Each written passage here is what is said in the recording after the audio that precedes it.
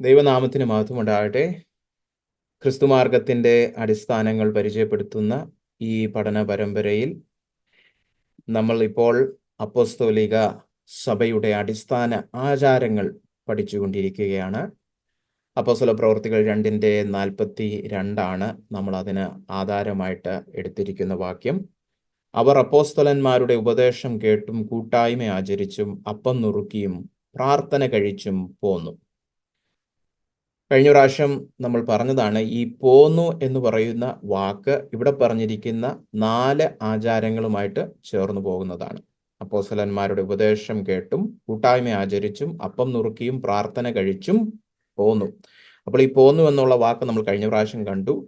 അത് വളരെ ബുദ്ധിമുട്ടുകൾക്കിടയിലും കഠിന പരിശ്രമത്തോടെ ഒരു കാര്യം ചെയ്ത് തുടരുന്നതിനെ കുറിച്ചാണ്. അതായത് സ്ഥിരോത്സാഹത്തോടെ ഒരു കാര്യം ചെയ്യുന്നത് അല്ലെങ്കിൽ പതിവാക്കുന്നതിനെ കുറിച്ചാണ്. മലയാളം ബൈബിളിൽ ഇതേ വാക്ക് വേറൊരു രീതിയിൽ വിവർത്തനം ചെയ്തിരിക്കുന്നത് ഉറ്റിരിക്കുക എന്നുള്ളതാണ്. അപ്പോൾ ഈ ആഴ്ച നമ്മൾ പഠിക്കാനായിട്ട് പോകുന്നത് 2ാമത്തെ ആചാരമായിട്ട് ഇവിടെ പറഞ്ഞിരിക്കുന്ന കൂട്ടായ്മ ആചരിച്ചും. ആദിമസഭ പെന്തക്കോസ്ത് നാളിൽ പത്രോസ് പ്രസംഗിച്ച് 3000 പേര് രക്ഷിക്കപ്പെട്ട് കഴിഞ്ഞ് അവർ 2ാമതായിട്ട് സ്ഥിരോത്സാഹത്തോടെ പതിവായിട്ട് ചെയ്തത് എന്താണെന്ന് ചോദിച്ചാൽ ഈ വാക്യത്തിൽ പറഞ്ഞിരിക്കുകയാണ്, അവർ കൂട്ടായ്മ ആചരിച്ചും പോന്നു. അപ്പോൾ ഇന്ന് നമ്മൾ പഠിക്കാൻ പോകുന്നതാണ് അപ്പോസ്തോലിക കൂട്ടായ്മ ആചരിക്കുന്നതിൽ ആദിമസഭ ഒറ്റിരുന്നു. അപ്പോൾ 3 കാര്യങ്ങളാണ് നമ്മൾ ഈ വിഷയത്തിൽ പഠിക്കാനായിട്ട് പോകുന്നത്. അപ്പോസ്തോലിക കൂട്ടായ്മ എന്ന് പറയുന്ന ഈ വിഷയത്തിൽ ഒന്നാമതായിട്ട് എന്താണ് കൂട്ടായ്മ? അത് നമ്മൾ സ്ഥിരമായിട്ട് ഉപയോഗിക്കുന്ന ഒരു വാക്കല്ല. അതുകൊണ്ട് തന്നെ അതിൻ്റെ അർത്ഥം ആദ്യം നമുക്ക് വചനപരമായിട്ടൊന്ന് മനസ്സിലാക്കേണ്ടതായിട്ടിരിക്കുന്നു. പിന്നെ 2ാമതായിട്ട് കൂട്ടായ്മയിൽ നാം അന്യോന്യം ചെയ്യേണ്ടത് എന്താണ്? 3ാമതായിട്ട് എന്താണ് കൂട്ടായ്മയിൽ നാം അന്യോന്യം ചെയ്യരുതാത്തത്? അപ്പോൾ ഒന്നാമതായിട്ട് എന്താണ് കൂട്ടായ്മ? ഇവിടെ കൂട്ടായ്മ ആചരിച്ചും എന്ന് അപ്പോസ്തല പ്രവൃത്തികൾ 2:48 പറഞ്ഞിരിക്കുമ്പോൾ ആ കൂട്ടായ്മ എന്ന് പറഞ്ഞിരിക്കുന്നതിൻ്റെ പിന്നിലുള്ള മൂലഭാഷയിലെ യവനപദം കൊയിനോന്യ എന്ന് പറയുന്ന ഒരു പദമാണ്. പുതിയ നിയമത്തിൽ ഇത് 20 തവണ ഉപയോഗിച്ചിട്ടുള്ള ഒരു ഗ്രീക്ക് പദമാണ്. ഈ പദം ആദ്യമായിട്ട് ഉപയോഗിച്ചിരിക്കുന്നത് ഈ പറയുന്ന അപ്പോസ്തല പ്രവൃത്തികൾ 2:42 ഇതിൻ്റെ അർത്ഥം എന്താണെന്ന് ചോദിച്ചാൽ കൂട്ടായ്മ, പൊതുവായുള്ള പങ്കുവെക്കൽ, സംസർഗം എന്നീ അർത്ഥങ്ങളാണ് ഈ കൊയിനോനിയ എന്ന് കൊണ്ട് ഉദ്ദേശിച്ചിരിക്കുന്നത്. പങ്കുവെക്കുക എന്നുള്ളതാണ്. എന്തെങ്കിലും പൊതുവായിട്ടുള്ള ഒരു കാര്യം നമ്മൾ പങ്കുവെക്കുമ്പോൾ അതിനെ കൂട്ടായ്മ എന്ന് വിളിക്കാൻ പറയും. അതുകൊണ്ടാണ് പലപ്പോഴും സഭായോഗങ്ങൾ കഴിയുമ്പം നമുക്ക് കൂട്ടായ്മയിലേക്ക് കിടക്കാം എന്ന് പറഞ്ഞു കഴിഞ്ഞാൽ പൊതുവായുള്ള ഭക്ഷണം കഴിക്കാം എന്നുള്ള അർത്ഥമാണ്. അത് പൊതുവായിട്ടുള്ള എന്താണോ അത് പങ്കുവെക്കുമ്പോൾ അവിടെ സംഭവിക്കുന്നതിന് യവന ഭാഷയിൽ ഉപയോഗിക്കുന്ന പദമാണ് കൊയിനോന്യ. അതാണ് നമ്മൾ മലയാളത്തിൽ കൂട്ടായ്മ എന്ന് രേഖപ്പെടുത്തിയിരിക്കുന്നത്. എന്താണ് ഈ മലയാളത്തിലെ കൂട്ടായ്മ എന്നുള്ള പദം?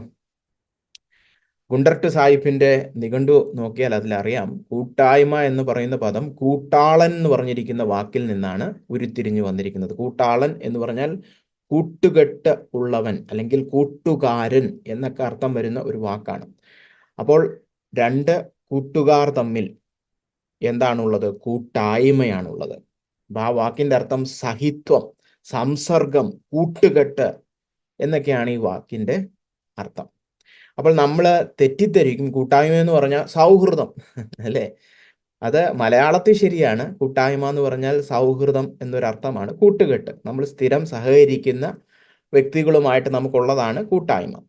എന്നാൽ തിരുവെഴുത്തുകളിൽ ഈ കൂട്ടായ്മ എന്ന് പറയുന്ന മലയാള നിഘണ്ടുവിൽ പറഞ്ഞിരിക്കുന്ന അർത്ഥത്തെക്കാളും സൗഹൃദത്തെക്കാളും ആഴമായ ഒരു അർത്ഥമുണ്ടെന്ന് നമ്മൾ മനസ്സിലാക്കണം. ഇന്ന് പലപ്പോഴും സഭകളിൽ ഇത് മനസ്സിലാക്കുന്നില്ല. കൂട്ടായ്മ എന്ന് പറഞ്ഞാൽ ഒരു സാധാരണ സൗഹൃദം, ഒരു സഹകരണം എന്നൊക്കെ നമ്മൾ ഉദ്ദേശിക്കുന്നുള്ളൂ. അല്ലല്ലോ, അതിലും ആഴമേറിയ ആത്മീയ അർത്ഥമുള്ളൊരു വാക്കാണ്. അത് മനസ്സിലാക്കാനായിട്ട് നമുക്ക് 1 യോഹന്നാൻ 1 ചില വാക്യങ്ങൾ ഒന്ന് വായിച്ചിട്ട് ധ്യാനിക്കാം. 1 യോഹന്നാൻ 1:3 മുതൽ 7 വരെയുള്ള ചില വാക്യങ്ങൾ. ഞങ്ങൾ കണ്ടും കേട്ടുമുള്ളത് നിങ്ങൾക്ക് ഞങ്ങളോട് കൂട്ടായ്മ ഉണ്ടാകേണ്ടതിന് നിങ്ങളോടും അറിയിക്കുന്നു. ഞങ്ങളുടെ കൂട്ടായ്മയോ പിതാവിനോടും അവന്റെ പുത്രനായ യേശുക്രിസ്തുവിനോടും ആകുന്നു. ദൈവം വെളിച്ചമാകുന്നു, അവനിൽ ഇരുട്ട് ഒട്ടും ഇല്ല എന്നുള്ളത് ഞങ്ങൾ അവനോട് കേട്ട് നിങ്ങളോട് അറിയിക്കുന്ന ദൂതാകുന്നു. അവനോട് കൂട്ടായ്മയുണ്ടെന്ന് പറയുകയും ഇരുട്ടിൽ നടക്കുകയും ചെയ്താൽ നാം ഭോഷ്ക് പറയുന്നു, സത്യം പ്രവർത്തിക്കുന്നതുമില്ല. അവൻ വെളിച്ചത്തിൽ ഇരിക്കുന്നത് പോലെ നാം വെളിച്ചത്തിൽ നടക്കുന്നുവെങ്കിൽ നമുക്ക് തമ്മിൽ തമ്മിൽ കൂട്ടായ്മയുണ്ട്. അവന്റെ പുത്രനായ യേശുവിന്റെ രക്തം സകല പാപവും പോക്കി നമ്മെ ശുദ്ധീകരിക്കുന്നു. ഇവിടെ 7-ാമത്തെ വാക്യം ഒന്ന് ശ്രദ്ധിച്ചേ. ദൈവം വെളിച്ചത്തിൽ ഇരിക്കുന്നത് പോലെ നാം വെളിച്ചത്തിൽ നടക്കുന്നുവെങ്കിൽ നമുക്ക് തമ്മിൽ കൂട്ടായ്മയുണ്ട്. അതുകൊണ്ട് കൂട്ടായ്മ എങ്ങനെ വരുമെന്ന് വളരെ സ്പഷ്ടമായിട്ട് യോഹന്നാൻ അപ്പോസ്തലൻ ഇവിടെ പറഞ്ഞിരിക്കുകയാണ്. എങ്ങനെ വരും? നടപ്പുണ്ടെങ്കിൽ. കണ്ടോ, ദൈവം വെളിച്ചമാകുന്നു എന്ന് പറഞ്ഞാൽ അവൻ വിശുദ്ധനാകുന്നു, അവനിൽ ഒരു ഇരുട്ടുമില്ല. 5-ാമത്തെ വാക്യം, അവനിൽ ഇരുട്ടൊട്ടുമില്ല, അല്ലേ? അപ്പൊ അവനുമായിട്ട് കൂട്ടായ്മയുണ്ടെങ്കിൽ, ദൈവവുമായിട്ട് കൂട്ടായ്മയുണ്ടെങ്കിൽ, വിശുദ്ധനായ ദൈവവുമായിട്ട് കൂട്ടായ്മ ഉണ്ടെങ്കിൽ നാം ഇരുട്ടിൽ നടക്കുകയില്ല, നാം അശുദ്ധിയിൽ നടക്കുകയില്ല.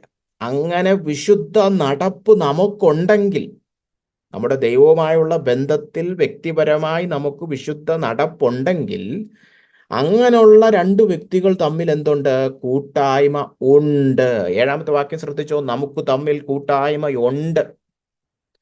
അപ്പോ നമുക്ക് തമ്മിൽ കൂട്ടായ്മ വരും, നമുക്ക് തമ്മിൽ കൂട്ടായ്മ ആകാം, നമുക്ക് തമ്മിൽ കൂട്ടായ്മ ഉളവാക്കിയെടുക്കാം. അങ്ങനൊന്നും അല്ല അവിടെ പറഞ്ഞിരിക്കുന്നത്. നമുക്ക് തമ്മിൽ കൂട്ടായ്മ മുൻപേ ഉണ്ട്, അല്ലെ? അത് രുചിച്ചറിയണം, അനുഭവമാക്കി അറിയണം എന്നൊക്കെ ഉള്ളത് ശരിയാണേലും നമ്മൾ വിശുദ്ധ നടപ്പ് കാഴ്ച വെക്കുന്നവരാണെങ്കിൽ അതേപോലെ വിശുദ്ധ നടപ്പ് കാഴ്ച വെക്കുന്നവരുമായിട്ടെല്ലാം നമുക്ക് കൂട്ടായ്മയുണ്ട്, അല്ലെ? അപ്പൊ ഇത് മനസ്സിലാക്കാൻ വേണ്ടി ഒരു ചിത്രം ഞാൻ നിങ്ങളെ കാണിക്കാം.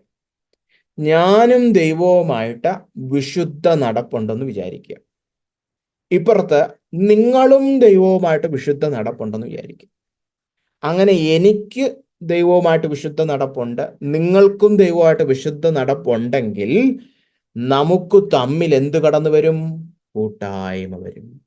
കണ്ടോ, ഇതൊരു ത്രികോണ ചിത്രമാണ്, അല്ലേ? എന്നാൽ സൗഹൃദം അങ്ങനല്ല. ഞാനും നിങ്ങളും തമ്മിൽ ബന്ധിപ്പിക്കുന്ന എന്തെങ്കിലും ഒരു വിഷയമുണ്ടെങ്കിൽ നമുക്ക് സൗഹൃദമായി. നമ്മൾ ഒരുമിച്ച് ഒരു സ്ഥലത്ത് ജോലി ചെയ്യുന്നു, അല്ലെങ്കിൽ ഒരുമിച്ച് പഠിച്ചവരാണ്, ഒരേ അയൽപ്പക്കത്ത് വളർന്നവരാണ്, ഒരുമിച്ച് കളിച്ചവരാണ്. അങ്ങനെ എന്തെങ്കിലും ഒരു കാര്യം മതി നമുക്ക് തമ്മിൽ സൗഹൃദമായി. എന്നാൽ ഇവിടെ അങ്ങനല്ല. മൂന്നാമതൊരു വ്യക്തി കടന്നു വരണം. ആ വ്യക്തിയുമായിട്ട് ബന്ധമുണ്ടെങ്കിലേ നമുക്ക് തമ്മിൽ ബന്ധം പറ്റത്തുള്ളൂ. ആ മൂന്നാമൻ ആരാണ്? ദൈവം. അപ്പൊ ദൈവവുമായിട്ട് വിശുദ്ധ നടപ്പുണ്ടെങ്കിൽ ആ വ്യക്തികൾക്ക് തമ്മിൽ എന്താകാം? കൂട്ടായ്മയാകാം. കാരണം കൂട്ടായ്മ എന്താണ്? ഞാൻ പറഞ്ഞു, പൊതുവിലുള്ള എന്തെങ്കിലും പങ്കുവെക്കുന്നതിനെയാണ് കൂട്ടായ്മ എന്ന് പറയുന്നത്, സാധാരണ ആ യവന പദത്തിന്റെ അർത്ഥം. ഇവിടെ എന്താണ് പങ്കുവെക്കുന്നത്? ഒരു വ്യക്തി, മൂന്നാമനായ ഒരു വ്യക്തി, ആ വ്യക്തിയുടെ ജീവനുമായിട്ട് നമ്മൾ ബന്ധപ്പെട്ടു വന്നിരിക്കുകയാണ്. രക്ഷയിലൂടെ ദൈവം എന്ന വ്യക്തിയുമായിട്ട്, മൂന്നാമനായ ദൈവവുമായിട്ട് നമുക്ക് ബന്ധം കടന്നു വന്നിരിക്കുന്നു. അവന്റെ ജീവൻ നമ്മളിലേക്ക് കടന്നു വന്നിരിക്കുന്നു. അങ്ങനെ ഒരേ ജീവൻ പ്രാപിച്ചവർ അന്യോന്യം എന്തുണ്ട്? അവർക്കിടയിൽ കൂട്ടായ്മയുണ്ട്. ഒരേ ജീവൻ പങ്കുവെക്കുന്നവർ തമ്മിൽ കൂട്ടായ്മ കടന്നു വരും. അപ്പൊ കണ്ടോ, ഈ ചിത്രം മനസ്സിൽ വെച്ച് നമുക്ക് ചില സത്യങ്ങൾ പറയാം, അല്ലേ? ഒന്നാമതായിട്ട്, വെളിച്ചത്തിൽ നടന്ന് വിശുദ്ധ ജീവിതമുള്ളവർക്ക് തമ്മിലേ പരസ്പരം കൂട്ടായ്മയുള്ളൂ, അല്ലെ? നമ്മൾ വായിച്ച ആ വാക്യ ഓർമ്മയുണ്ടല്ലോ, നമ്മൾ വെളിച്ചത്തിൽ നടക്കുന്നുവെങ്കിൽ നമുക്ക് തമ്മിൽ കൂട്ടായ്മയുണ്ട്. അപ്പം നടക്കുന്നില്ലെങ്കിലോ? ഇപ്പൊ ഈ ത്രികോണ ചിത്രത്തില് ഞാൻ വിശുദ്ധ നടപ്പി നടക്കുന്നില്ല, നിങ്ങൾ വിശുദ്ധ നടപ്പി നടക്കുന്നുണ്ട്, നമ്മൾ തമ്മിൽ കൂട്ടായ്മ കാണുമോ? ഇല്ല, കൂട്ടായ്മ കാണത്തില്ല. ആ ത്രികോണം ഒരു പാളി പൊളിഞ്ഞു പോയി, ഇടത്തെ പാളി പോയി. അപ്പൊ അത് ത്രികോണമാവോ? ഇല്ല. ഇനി ഞാൻ വിശുദ്ധ നടപ്പി നടക്കുന്നു, നിങ്ങൾ വിശുദ്ധ നടപ്പി നടക്കുന്നില്ല, അപ്പോഴും ഇത് ത്രികോണം ആകത്തില്ല. അപ്പോൾ വിശുദ്ധ ജീവിതം നയിക്കുന്ന രണ്ട് വ്യക്തികൾക്ക് തമ്മിലേ പരസ്പരം കൂട്ടായ്മയുള്ളൂ. ഈ നടപ്പില്ലെങ്കിൽ, ദൈവവുമായിട്ടുള്ള ബന്ധത്തിൽ നടപ്പില്ലെങ്കിൽ പോയി, അല്ലെ? കൂട്ടായ്മയില്ല. നാം ദൈവത്തോടുള്ള ബന്ധത്തിൽ നമ്മുടെ തലയായ ക്രിസ്തുവിന്റെ ജീവന്റെ പങ്കാളിയാണെങ്കിലേ നമുക്ക് അവന്റെ ശരീരത്തിലെ അവയവങ്ങളുമായി കൂട്ടായ്മ പങ്കിടാൻ കഴിയും, അല്ലെ?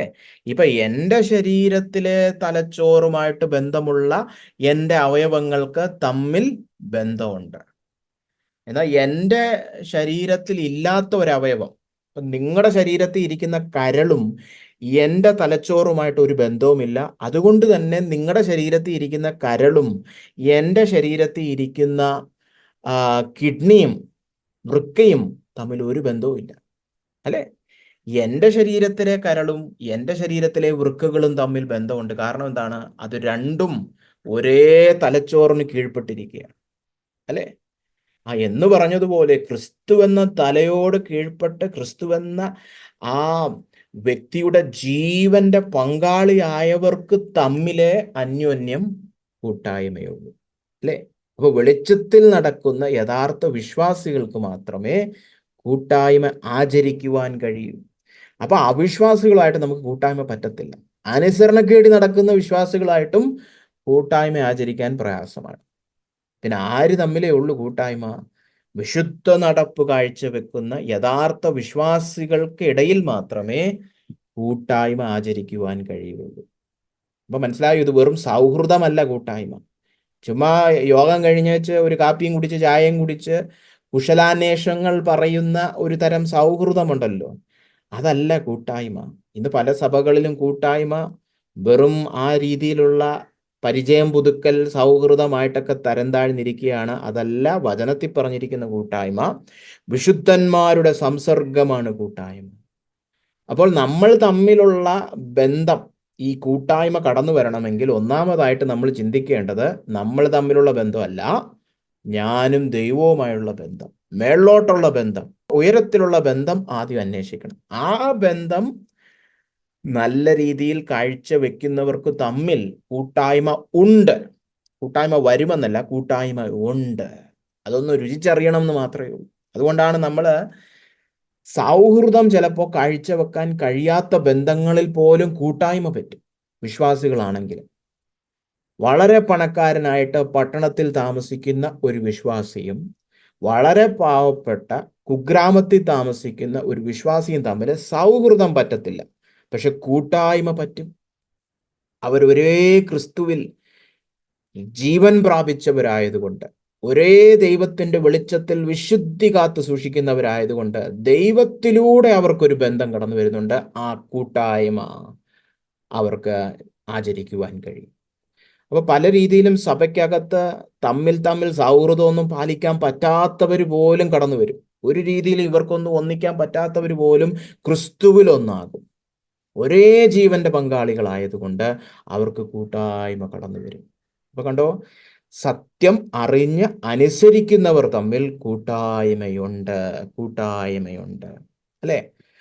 അപ്പോ നമുക്ക് മുന്നോട്ട് നീങ്ങാം. എന്താണ് കൂട്ടായ്മ എന്ന് കണ്ടു. ഇനി എന്താണ് നാം ഈ കൂട്ടായ്മയിൽ പ്രായോഗിക തലത്തിൽ ചെയ്യേണ്ട കാര്യങ്ങൾ, അല്ലെ? നമ്മൾ തമ്മിൽ കൂട്ടായ്മയുണ്ട്, ഒരേ ജീവന്റെ പങ്കാളികളാണ്. അതുകൊണ്ട് നമുക്ക് തമ്മിൽ ഈ പറഞ്ഞ പങ്കാളിത്തമുണ്ട്, കൂട്ടായ്മയുണ്ട്, സംസർഗമുണ്ട്. പക്ഷെ അത് പ്രായോഗിക തലത്തിൽ എങ്ങനെ ഇരിക്കും?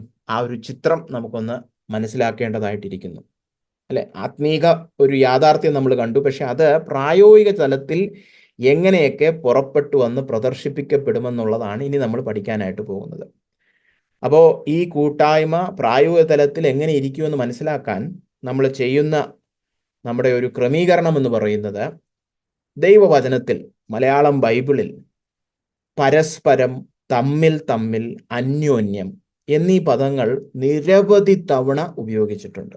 വചനം വായിക്കുമ്പോൾ നിങ്ങൾക്ക് അറിയാൻ പറ്റും, പുതിയ നിയമത്തിൽ ഈ പറഞ്ഞിരിക്കുന്ന മലയാളം വാക്കുകൾ നിരവധി തവണ ഉപയോഗിച്ചിട്ടുണ്ട്. ആ പദങ്ങൾ വരുന്ന കൽപ്പനകളാണ് ഇനി നമ്മൾ നോക്കാൻ പോകുന്നത്. അതിന് ആധാരമായിരിക്കുന്ന യവന പദമാണ് അലേലോൺ എന്ന പദം. അത് ഏകദേശം 90 തവണ പുതിയ നിയമത്തിൽ ഉപയോഗിച്ചിട്ടുണ്ട്. ആ 90 തവണ ഉപയോഗിച്ചിരിക്കുന്നതിൽ തന്നെ 59 തവണ കൽപ്പനയായിട്ടാണ് അത് ഉപയോഗിച്ചിരിക്കുന്നത്. നമ്മൾ തമ്മിലുള്ള, ശരിക്കും രക്ഷിക്കപ്പെട്ട വിശ്വാസികൾ തമ്മിലുള്ള കൂട്ടായ്മയിൽ പാലിക്കപ്പെടേണ്ട കൽപ്പനകൾ ഏതൊക്കെയാണെന്ന് വ്യക്തമാക്കുന്ന 59 കൽപ്പനകളുണ്ട്.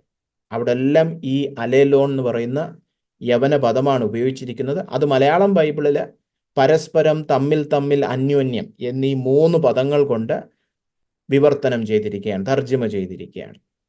ഈ 59 കൽപ്പനകളിൽ 52 എണ്ണം നാം എന്ത് ചെയ്യണമെന്നും 7 നാം എന്ത് ചെയ്യാൻ പാടില്ലെന്നും ആണ് പറഞ്ഞിരിക്കുന്നത്. അപ്പോൾ അതാണ് ഇനി നമ്മൾ പഠിക്കാൻ പോകുന്നത്. അന്യോന്യം എന്തൊക്കെ ചെയ്യണം, അന്യോന്യം എന്തൊക്കെ ചെയ്യരുത്. 52 അന്യോന്യം ചെയ്യേണ്ട കാര്യങ്ങളും 7 അന്യോന്യം ചെയ്യാൻ പാടില്ലാത്ത കാര്യങ്ങളുമാണ് കൽപ്പിക്കുന്നത്. അപ്പോൾ ഇത് പഠിക്കുമ്പോൾ നമുക്ക് ക്രിസ്തുവിലുള്ള കൂട്ടായ്മയുടെ പ്രായോഗിക തലത്തിലുള്ള ഒരു പൂർണ്ണ ചിത്രം നമുക്ക് വ്യക്തമായി കിട്ടും. ഇനി എന്താണ് നാം അന്യോന്യം ചെയ്യേണ്ടെന്നുള്ള ചോദ്യത്തിന് ഈ 52 കൽപ്പനകൾ എടുത്ത് പഠിക്കാന്ന് പറഞ്ഞാൽ നമുക്ക് അതിനുള്ള സമയമില്ല.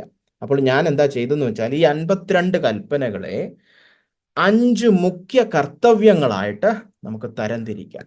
5 മുഖ്യ കൽപ്പനകളായിട്ട് അല്ലെങ്കിൽ കർത്തവ്യങ്ങളായിട്ട് അതിനെ തരംതിരിച്ച് നമുക്ക് വളരെ വേഗത്തിലൊന്ന് ധ്യാനിക്കാം. ഏതൊക്കെയാണ് 5 മുഖ്യ കർത്തവ്യങ്ങൾ? നമുക്ക് ദൈവമക്കളുമായിട്ടുള്ള ആത്മീയ കൂട്ടായ്മയിൽ നാം ചെയ്യേണ്ട 5 മുഖ്യ കർത്തവ്യങ്ങൾ ഏതൊക്കെയാണ്? ഈ പറഞ്ഞിരിക്കുന്ന 5 സ്നേഹിക്കുക, സേവിക്കുക, കരുതുക, താങ്ങുക, കീഴടങ്ങുക.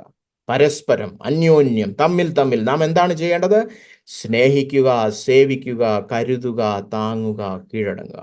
എന്നോടുകൂടെ ചേർന്നൊന്ന് പറയാമോ? അങ്ങനെ പറഞ്ഞാൽ നിങ്ങൾക്കും ഇത് നിങ്ങളുടെ മനസ്സിൽ കയറും, നിങ്ങൾക്ക് ധ്യാനിക്കുവാനും ഓർക്കുവാനും എളുപ്പമാകും. എന്ന് എൻ്റെ കൂടെ ഒന്ന് പറയാമോ? സ്നേഹിക്കുക, സേവിക്കുക, കരുതുക, താങ്ങുക, കീഴടങ്ങുക. ഒന്നുകൂടെ, സ്നേഹിക്കുക, സേവിക്കുക, കരുതുക, താങ്ങുക, കീഴടങ്ങുക. ഈ 5 കർത്തവ്യങ്ങളാണ് നമ്മുടെ അന്യോന്യമുള്ള കൂട്ടായ്മയിൽ നമ്മൾ പാലിക്കേണ്ടത്. ഇതിനാധാരമായിരിക്കുന്ന വാക്യങ്ങൾ നമുക്ക് വളരെ വേഗത്തിലൊന്ന് ധ്യാനിക്കാം. ഒന്നാമതായിട്ട് സ്നേഹിക്കുക. ഈ പരസ്പരം അല്ലെങ്കിൽ തമ്മിൽ എന്ന് പറഞ്ഞ് നമ്മുടെ കൂട്ടായ്മയിൽ നാം ചെയ്യേണ്ട കൽപ്പനകൾ നൽകിയിരിക്കുന്നതിൽ ഏറ്റവും കൂടുതൽ കൽപ്പന ഈ ഒരു വിഷയത്തിലാണ്, തമ്മിൽ സ്നേഹിക്കുക എന്നുള്ളത്. അപ്പോൾ അതിന് ആധാരമായിരിക്കുന്ന 1-2 വാക്യങ്ങൾ, എല്ലാ വാക്യങ്ങളൊന്നും നോക്കാൻ സമയമില്ല. യോഹന്നാൻ 13:34-35 കർത്താവായ യേശു ക്രിസ്തു നമ്മെ പഠിപ്പിക്കുകയാണ്, നിങ്ങൾ തമ്മിൽ സ്നേഹിക്കണം. കണ്ടോ, ആ അടിവര ഇട്ടിരിക്കുന്ന വാക്ക് കണ്ടോ? തമ്മിൽ. ഇനിയുള്ള വാക്യങ്ങളിലെല്ലാം അടിവര ഇട്ടിരിക്കുന്നത് ആ യവനപദം, നേരത്തെ പറഞ്ഞ അലേലോൺ എന്ന് പറയുന്ന പരസ്പരം അല്ലെങ്കിൽ തമ്മിൽ അല്ലെങ്കിൽ അന്യോന്യം എന്ന് സൂചിപ്പിക്കുന്ന ആ യവനപദം എവിടൊക്കെ വരുന്നുണ്ടോ അത് ഞാൻ അടിവരയിട്ട് നിങ്ങളെ കാണിക്കുന്നുണ്ട്. അപ്പോൾ നിങ്ങൾ തമ്മിൽ സ്നേഹിക്കണം എന്ന് പുതിയൊരു കൽപ്പന ഞാൻ നിങ്ങൾക്ക് തരുന്നു. കർത്താവ് നമുക്ക് നൽകിയിരിക്കുന്ന കൽപ്പന അതാണ്, തമ്മിൽ സ്നേഹിക്കണം. എങ്ങനെ സ്നേഹിക്കണം? ഞാൻ നിങ്ങളെ സ്നേഹിച്ചതുപോലെ നിങ്ങളും തമ്മിൽ സ്നേഹിക്കണമെന്ന് തന്നെ. അപ്പൊ എന്നെ കർത്താവ് എങ്ങനെയാ സ്നേഹിക്കുന്നത്? അതിൻ്റെ ഒരു പ്രദർശനമായിരിക്കണം ഞാൻ നിങ്ങളെ സ്നേഹിക്കുന്നത്. എനിക്ക് നിങ്ങളോടുള്ള സ്നേഹം കർത്താവിന് എന്നോടുള്ള സ്നേഹത്തിൻ്റെ ഒരു പ്രതിഫലനമായിരിക്കണം, അല്ലേ? കർത്താവ് എന്നെ എങ്ങനെയാ സ്നേഹിക്കുന്നത്? അതുപോലെ വേണം ഞാൻ നിങ്ങളെ സ്നേഹിക്കാൻ. അവൻ്റെ സ്നേഹം ഞാൻ പ്രാപിക്കുമ്പോൾ ഞാൻ അതുപോലെ മറ്റുള്ളവരെ, എൻ്റെ കർത്താവിൻ്റെ സഹോദരങ്ങളെ അതുപോലെ സ്നേഹിക്കാൻ വിളിക്കപ്പെട്ടവൻ, അല്ലേ? ഞാൻ നിങ്ങളെ സ്നേഹിച്ചതുപോലെ. കർത്താവ് നമ്മളെ സ്നേഹിച്ചത് എങ്ങനെ? വളരെ ത്യാഗസമ്പൂർണതയോടെ, അല്ലെ? ക്ഷമിച്ച്, പൊറുത്ത്, അല്ലെ? മനസ്സലിവ് കാണിച്ച് അങ്ങനെ നമ്മളെ സ്നേഹിച്ചു. അതുപോലെ നാം മറ്റുള്ളവരെ, ക്രിസ്തുവിലുള്ള സഹോദരങ്ങളെ സ്നേഹിക്കണം. നിങ്ങളും തമ്മിൽ അതുപോലെ സ്നേഹിക്കണം. അങ്ങനെ സ്നേഹിച്ചാൽ എന്ത് പറ്റും? 35 വാക്യം, നിങ്ങൾക്ക് തമ്മിൽ സ്നേഹമുണ്ടെങ്കിൽ. ഏത് സ്നേഹം? ഈ പറഞ്ഞതുപോലെ ക്രിസ്തുവിൻ്റെ സ്നേഹം മാതൃകയാക്കി നമുക്ക് തമ്മിൽ സ്നേഹമുണ്ടെങ്കിൽ നിങ്ങൾ എൻ്റെ ശിഷ്യന്മാരെന്ന് എല്ലാവരും അറിയും. ദൈവസഭയെ ലോകം തിരിച്ചറിയും, ഇവർ യേശു ക്രിസ്തുവിൻ്റെ ശിഷ്യന്മാരാണ്. ഇത് ചെയ്യാതെ മൈക്കിൽ കൂടെ എത്ര കൂവി വിളിച്ചിട്ടും എത്ര പരസ്യയോഗം നടത്തിയിട്ടും എത്ര കൺവെൻഷൻ നടത്തിയിട്ടും ഒരു കാര്യവുമില്ല. തമ്മിൽ ഈ പറഞ്ഞതുപോലെ ക്രിസ്തുവിൻ്റെ സ്നേഹം പ്രദർശിപ്പിക്കുന്നവരായില്ലെങ്കിൽ ആരും പറയത്തില്ല നമ്മൾ ക്രിസ്തുവിൻ്റെ ശിഷ്യന്മാരാണെന്ന്. നമ്മളൊരു തലവേദനയായിരിക്കും, അത്രയേ ഉള്ളൂ. വെറുതെ ബഹളം വെക്കുന്ന ഒരു കൂട്ടം. എന്നാൽ കർത്താവ് തന്നെ പറഞ്ഞിരിക്കുകയാണ്, ലോകം നിങ്ങളെ എൻ്റെ ശിഷ്യന്മാരെന്ന് തിരിച്ചറിയണമെങ്കിൽ നിങ്ങൾക്ക് തമ്മിൽ ഞാൻ നിങ്ങളെ സ്നേഹിച്ചതുപോലുള്ള സ്നേഹം കടന്നു വരണം.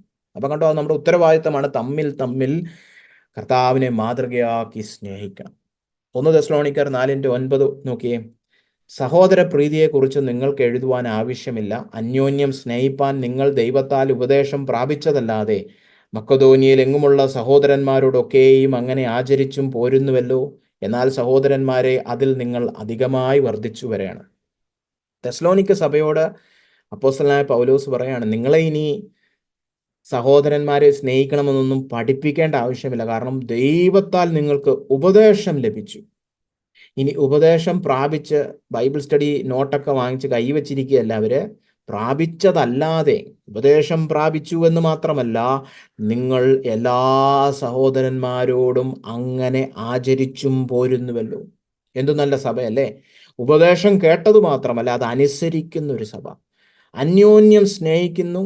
തെസ്സലോനിക്ക സഭയിൽ മാത്രമല്ല, അവരുടെ പ്രദേശം, അതാണ് മക്കെദോന്യ പ്രദേശം, അവിടെയുള്ള എല്ലാ സഹോദരന്മാരോടും അതുപോലെ തന്നെ അവർക്ക് സ്നേഹം. അവരുടെ പ്രാദേശിക സഭയിൽ മാത്രമല്ല, അവരുടെ ചുറ്റുവട്ടത്തുള്ള മറ്റെല്ലാ സഭയിലുള്ള സഹോദരന്മാരോടും അതുപോലെ തന്നെ അവർ ദൈവം ഉപദേശം നൽകിയതുപോലെ തന്നെ സഹോദര സ്നേഹത്തിൽ നീങ്ങുന്നു. ഇത്ര തികവ് ഉള്ള ഒരു സഭയോട് പക്ഷേ അവസാനം പൗലോസ് പറഞ്ഞിരിക്കുന്നു, നോക്കിയേ, എന്നാൽ സഹോദരന്മാരെ, അതിൽ നിങ്ങൾ അധികമായി വർദ്ധിച്ചു വരണം. നിങ്ങൾ ഉപദേശം കേട്ടു, നിങ്ങളുടെ സഭയിലുള്ളവരെ നിങ്ങൾ സ്നേഹിക്കുന്നുണ്ട്, നിങ്ങളുടെ പ്രദേശത്തുള്ള സഭകളെ എല്ലാം നിങ്ങൾ സ്നേഹിക്കുന്നുണ്ട്. അതും പോരാ, നിങ്ങൾ അധികമായി വർദ്ധിച്ചു വരണം. കണ്ടോ, നമ്മൾ സഹോദര സ്നേഹത്തിൽ വളരുവാൻ വിളിക്കപ്പെട്ടവരാണ്. 2 തെസ്സലോനിക്കർ 1:3 സഹോദരന്മാരെ, നിങ്ങളുടെ വിശ്വാസം ഏറ്റവും വർദ്ധിച്ചും ആളാം പ്രതി നിങ്ങൾക്ക് എല്ലാവർക്കും അന്യോന്യം സ്നേഹം പെരുകിയും വരികയാൽ ഞങ്ങൾ യോഗ്യമാകും വണ്ണം ദൈവത്തിന് എപ്പോഴും നിങ്ങളെക്കുറിച്ച് സ്തോത്രം ചെയ്യുവാൻ കടപ്പെട്ടിരിക്കുന്നു. കണ്ടോ, ആ സഭയിൽ നല്ല പോലെ അവർ കൂട്ടായ്മ പാലിക്കുന്നുണ്ടായിരുന്നു, അന്യോന്യം സ്നേഹിക്കുന്നുണ്ടായിരുന്നു. അതേ ചൊല്ലി അപ്പോസ്തലൻ ദൈവത്തിന് സ്തോത്രം കരേറ്റുന്നു. കണ്ടോ, അപ്പൊ ദൈവസഭയിൽ കാണേണ്ട ഒരു മേന്മയാണ് അവർ തമ്മിലുള്ള സഹോദര സ്നേഹം. അത് നിമിത്തം ദൈവത്തെ അപ്പോസ്തലൻ സ്തുതിക്കുകയാണ്, അല്ലെ? മുന്നോട്ട് നീങ്ങാം. 1 പത്രോസ് 1:22. എന്നാൽ സത്യം അനുസരിക്കയാൽ നിങ്ങളുടെ ആത്മാക്കളെ നിർവ്യാജമായ സഹോദര പ്രീതിക്കായി നിർമ്മലീകരിച്ചിരിക്കൊണ്ട് ഹൃദയപൂർവ്വം അന്യോന്യം ഉറ്റു സ്നേഹിപ്പിൻ. നിങ്ങൾ രക്ഷിക്കപ്പെട്ടവരാണെന്ന് പത്രോസ് പറഞ്ഞിരിക്കുന്ന വിധം ഒന്ന് നോക്കിക്കേ. നിങ്ങൾ സുവിശേഷ സത്യം അനുസരിച്ചു. പക്ഷെ എന്തിനു വേണ്ടിയിട്ട് അനുസരിച്ചേ? നിങ്ങളുടെ ആത്മാക്കളെ നിർവ്യാജമായ സഹോദര പ്രീതിക്കായി നിർമ്മലീകരിച്ചുകൊണ്ട്. രക്ഷിക്കപ്പെട്ടു എന്ന് പറയുന്നതിന് പകരം പത്രോസ് ഇവിടെ വിവരിച്ചിരിക്കുന്നത് നിങ്ങളുടെ ഹൃദയങ്ങൾ സഹോദരന്മാരെ സ്നേഹിക്കുവാൻ വേണ്ടി കൂടുതൽ കൂടുതൽ നിർമ്മലീകരിച്ചു കൊണ്ടിരിക്കുകയാണ്. അത് മനസ്സിലാക്കിയോ? സുവിശേഷം വിശ്വസിച്ച്, ദൈവവചനം പഠിച്ച്, ദൈവവചനം അനുസരിക്കുമ്പോൾ എന്ത് സംഭവിക്കും? നമ്മൾ പല പ്രാവശ്യം കണ്ട കാര്യമാണ്. രക്ഷയിലൂടെ എന്താ സംഭവിക്കുന്നത്? എൻ്റെ സ്വഭാവം ക്രിസ്തുവിൻ്റെ സ്വഭാവത്തോട് അനുരൂപപ്പെട്ടുകൊണ്ടിരിക്കുക. ഞാൻ യേശുവിനെ പോലെ ആയിക്കൊണ്ടിരിക്കുകയാണ്. എൻ്റെ സ്വഭാവം അവൻ്റെ സ്വഭാവം പോലെ ആയിക്കൊണ്ടിരിക്കുക. എന്താ അവൻ്റെ സ്വഭാവം? സഹോദര സ്നേഹമുള്ളവൻ, അല്ലെ? യേശു സ്നേഹത്തിൻ്റെ മൂർത്തീഭാവമാണ്. അപ്പോൾ യേശുവിൻ്റെ ആ രൂപത്തിലേക്ക് ഞാൻ സത്യം അനുസരിക്കും തോറും രൂപാന്തരപ്പെട്ടുകൊണ്ടിരിക്കുകയാണ്. എന്നിൽ എന്ത് വെളിപ്പെട്ട് വരും? സ്നേഹം, അല്ലേ? ഞാൻ അവനെപ്പോലെ സ്നേഹവാനാകും, അവനെപ്പോലെ സഹോദര സ്നേഹമുള്ളവനാകും. അങ്ങനെ നമ്മുടെ ജീവിതത്തിൽ ഒരു ശുദ്ധീകരണം നടക്കുന്നത് കൊണ്ട് പത്രോസ് പറയുകയാണ്, നിങ്ങൾ ഹൃദയപൂർവ്വം അന്യോന്യം ഒറ്റു സ്നേഹിപ്പീൻ. സ്നേഹത്തിൽ വളരുവാനായിട്ട് നമ്മളിങ്ങനെ രക്ഷയിൽ മുന്നോട്ട് പൊയ്ക്കൊണ്ടിരിക്കുകയാണെങ്കിൽ അതുതന്നെ ലക്ഷ്യം വെച്ച് അന്യോന്യം പൂർണ്ണ ഹൃദയത്തോടെ ഉറ്റു സ്നേഹിക്കണം, ശ്രദ്ധാപൂർവം സ്നേഹിക്കണം, മനസ്സറിഞ്ഞ് സ്നേഹിക്കണം. കണ്ടോ, ഇത് നമ്മളോടുള്ള കൽപ്പനയാണ്, നമ്മുടെ കൂട്ടായ്മയിൽ നമ്മൾ പാലിക്കേണ്ടതാണ്. ഇനി നമുക്ക് 1 യോഹന്നാനിലേക്ക് കടന്നു ചെന്ന് ചില വാക്യങ്ങൾ നോക്കാം. 1 യോഹന്നാൻ 3:11 നിങ്ങൾ ആദ്യം മുതൽ കേട്ട ദൂത് നാം അന്യോന്യം സ്നേഹിക്കണമെന്നല്ലോ ആകുന്നത്. പുതിയ നിയമത്തിന്റെ തുടക്കം മുതൽ കർത്താവ് നമുക്ക് നൽകിയ കൽപ്പനയാണ് നമ്മൾ അന്യോന്യം സ്നേഹിക്കണം. സ്നേഹിക്കാൻ വേണ്ടി വിളിക്കപ്പെട്ടവരാണ് ദൈവസഭ. 1 യോഹന്നാൻ 3:23 അവന്റെ കൽപ്പനയോ അവന്റെ പുത്രനായ യേശുക്രിസ്തുവിന്റെ നാമത്തിൽ നാം വിശ്വസിക്കുകയും അവൻ നമുക്ക് കൽപ്പന തന്നതുപോലെ അന്യോന്യം സ്നേഹിക്കുകയും വേണമെന്നുള്ളത് തന്നെ. കണ്ടോ, കർത്താവായ യേശുക്രിസ്തുവിൽ വിശ്വസിച്ച് രക്ഷ പ്രാപിക്കണം എന്ന് മാത്രമല്ല, അതിനോട് ചേർന്ന് പോകുന്ന കൽപ്പനയാണ് അന്യോന്യം സ്നേഹിക്കണം. നമ്മൾ പലപ്പോഴും സഭയിൽ ഈ ഒന്നാമത്തതേ കേൾക്കാറുള്ളൂ. പല സഭകളിലും അതുപോലും കേൾക്കാറില്ല. സുവിശേഷം പറയാത്ത സഭകളുണ്ട്. ഇനി സുവിശേഷ വിഹിത സഭകൾ എന്ന് പറയുന്ന നമ്മുടെയൊക്കെ പോലത്തെ സഭകളിൽ കർത്താവിൽ വിശ്വസിക്കണം, സുവിശേഷത്തിൽ വിശ്വസിച്ച് രക്ഷ പ്രാപിക്കണമെന്ന് നമ്മൾ കേൾക്കും. എന്നാൽ അപ്പോസ്തലൻ പറയണം, അതിനോട് ചേർന്ന് പറയേണ്ട, അതേപോലെ പറയേണ്ട ഒരു കൽപ്പനയാണ് അന്യോന്യം സ്നേഹിക്കണം. 1 യോഹന്നാൻ 4:7 പ്രിയമുള്ളവരെ, നാം അന്യോന്യം സ്നേഹിക്കുക. സ്നേഹം ദൈവത്തിൽ നിന്ന് വരുന്നു. സ്നേഹിക്കുന്നവനെല്ലാം ദൈവത്തിൽ നിന്ന് ജനിച്ചിരിക്കുന്ന ദൈവത്തെ അറിയുകയും ചെയ്യുന്നു. ശരിക്കും വീണ്ടും ജനനം വന്നോ ഇല്ലേന്ന് എങ്ങനെ അറിയാം? ദൈവത്തെ പോലെ സ്നേഹിക്കുവാൻ കഴിയുന്നു. അന്യോന്യം സ്നേഹിക്കും. നമ്മൾ നേരത്തെ പറഞ്ഞതുപോലെ കർത്താവിൻ്റെ സ്വരൂപത്തിലേക്ക് നമ്മളിങ്ങനെ ദൈനംദിന ജീവിതത്തിൽ രൂപാന്തരം പ്രാപിച്ച് അവനെ പോലെ സ്നേഹിക്കുവാൻ കഴിയുന്നു. ദൈവമക്കളെ സ്നേഹിക്കുവാൻ കഴിയുന്നു, ദൈവസഭയെ സ്നേഹിക്കുവാൻ കഴിയുന്നു. അത് വീണ്ടും ജനനത്തിൻ്റെ ഒരു തെളിവാണ്, അല്ലേ? 1 യോഹന്നാൻ 4:11-12 പ്രിയമുള്ളവരെ, ദൈവം നമ്മെ ഇങ്ങനെ സ്നേഹിച്ചുവെങ്കിൽ നാമും അന്യോന്യം സ്നേഹിക്കേണ്ടതാകുന്നു.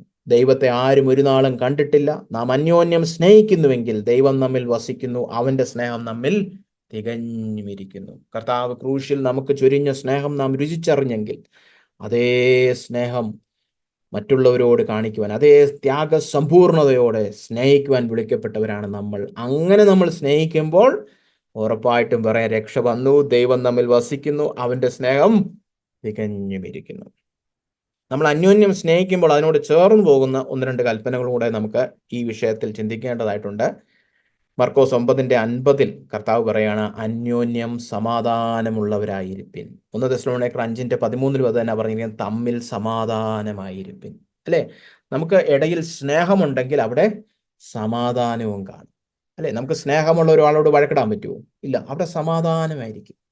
അപ്പൊ സമാധാനം കടന്നു വരുമ്പോൾ അവിടെ എന്ത് വരും? ഐക്യത കടന്നു വരും. റോമർ 12:16 തമ്മിൽ ഐക്യമത്യമുള്ളവരായി വലിപ്പം ഭാവിക്കാതെ എളിയവരോട് ചേർന്നുകൊള്ളുവിൻ, നിങ്ങളെ തന്നെ ബുദ്ധിമാന്മാർ എന്ന് വിചാരിക്കും. അല്ലെ? വലിപ്പ ചെറുപ്പങ്ങളൊന്നുമില്ലാതെ സഭയിൽ, അയ്യോ നമ്മളെല്ലാവരും ഒന്നാണ്, നമ്മളെല്ലാവരും പാപികളാണ്. ഞാൻ ചിലപ്പോൾ പട്ടണത്തിൽ നിന്ന് വരുന്ന പണക്കാരനായിരിക്കും, നിങ്ങൾ ചിലപ്പോൾ കുടിലിൽ നിന്ന് വരുന്ന ഒരു ദരിദ്ര സ്ത്രീ ആയിരിക്കും.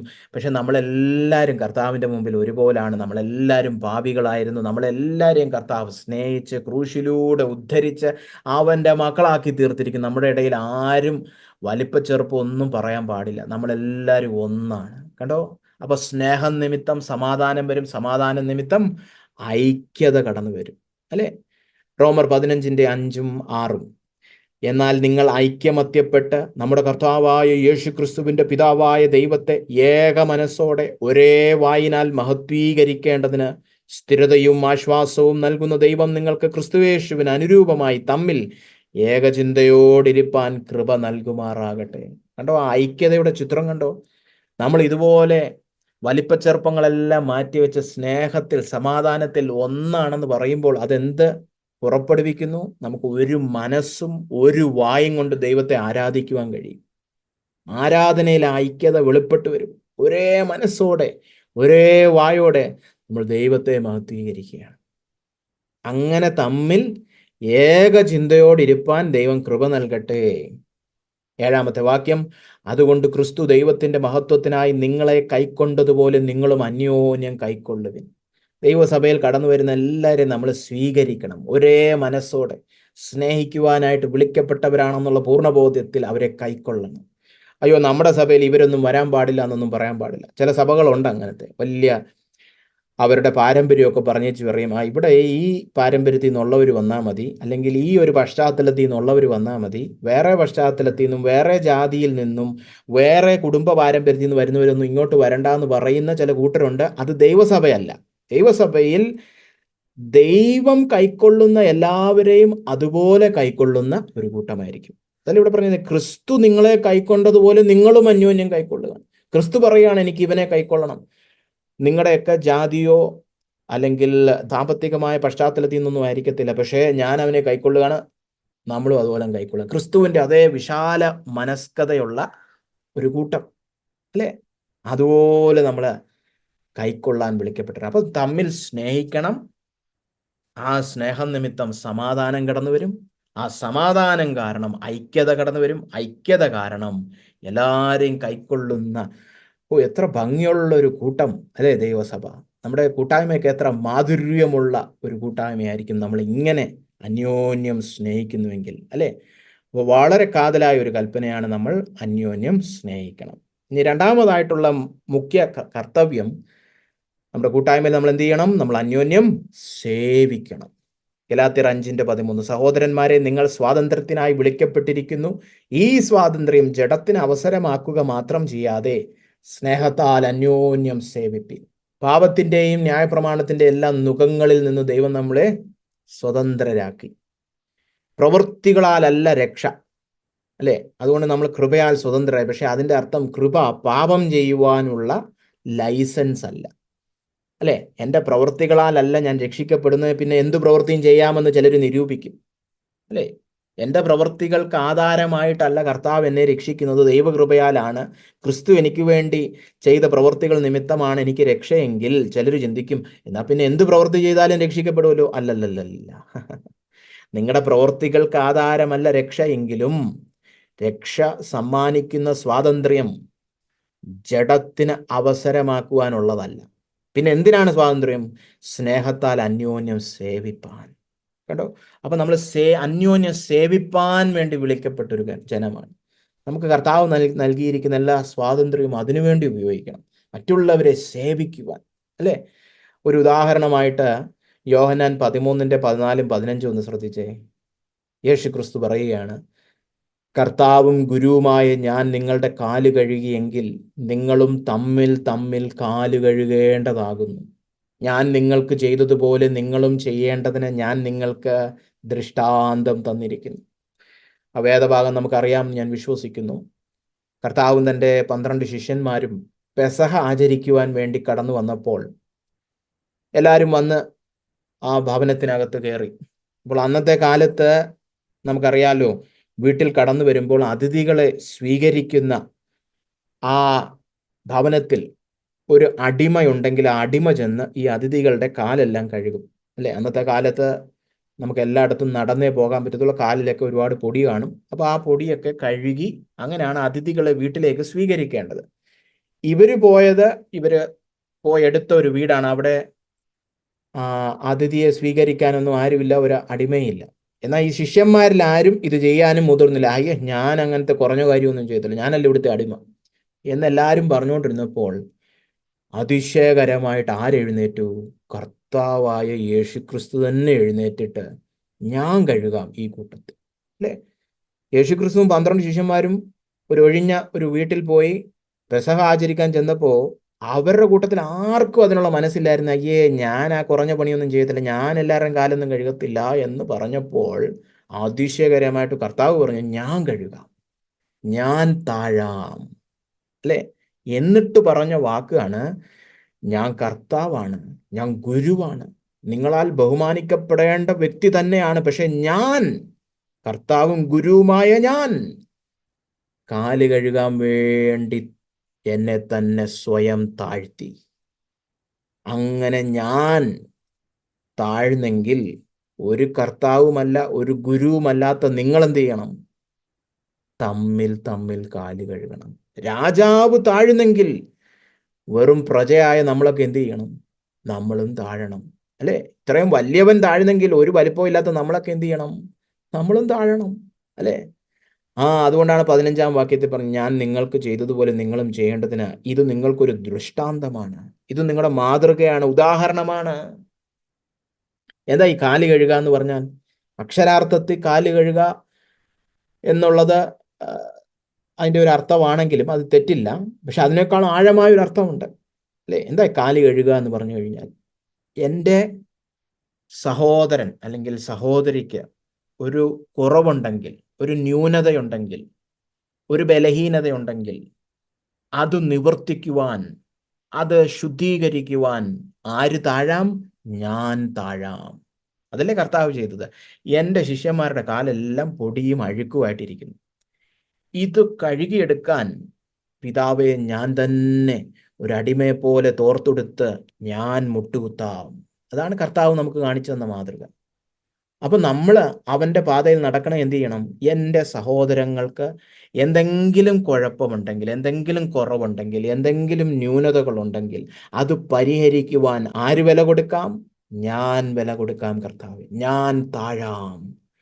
അവരുടെ ആ കുറവ് നോക്കി കൈ ചൂണ്ടി അവരെ കുറ്റം വിധിക്കുന്നതിന് പകരം, അവരെ പരിഹസിക്കുന്നതിന് പകരം അത് നിവർത്തിക്കുവാൻ, അത് പരിഹരിക്കാൻ ഞാൻ ഒരു അടിമയെ പോലെ വില കൊടുത്ത് താഴാം കർത്താവേ, താഴ്മയോടെ ഞാൻ അവരെ സേവിക്കാം. അവരെ കുറ്റം വിധിക്കുകയല്ല, അവരെ ഞാൻ പരിഹസിക്കുകയല്ല,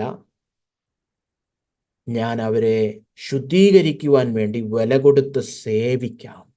അതാണ് കാല് കഴുകുക എന്ന് പറയുമ്പോൾ അടങ്ങിയിരിക്കുന്ന ആത്മീയാർത്ഥം. അപ്പം നമ്മൾ സഭയിൽ എന്ത് ചെയ്യണം?